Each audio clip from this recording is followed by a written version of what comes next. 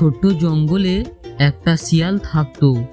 সবাই তাকে ডাকতো পাগলু শিয়াল, কারণ সে একটু মজার ছিল।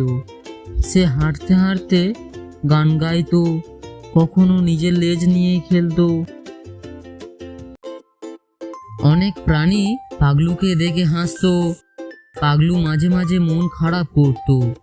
সে ভাবতো, আমি কি সত্যিই পাগল? একদিন সে দেখল একটা ছোট খরগোশ গাছের নিচে বসে কাঁদছে। পাগলু কাছে গিয়ে জিজ্ঞেস করলো, তুমি কাঁদছো কেন? খরগোশ বলল, আমি গাছে উঠতে গিয়ে পিছলে পড়ে গিয়েছি, এখন বাড়ি যেতে ভয় লাগছে। পাগলু বলল, ভয় পেও না, আমি আছি।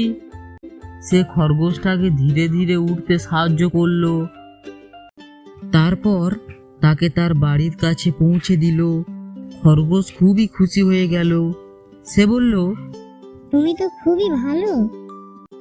এই কথা শুনে অন্য প্রাণীরাও বুঝে গেল পাগলু আসলে খারাপ না, সে খুবই দয়ালু। সেদিন থেকে কেউ আর তাকে নিয়ে হাসতো না, সবাই তাকে বন্ধু বানালো। পাগলু বুঝলো, ভালো কাজ করলে সবাই একদিন ভালোবাসে।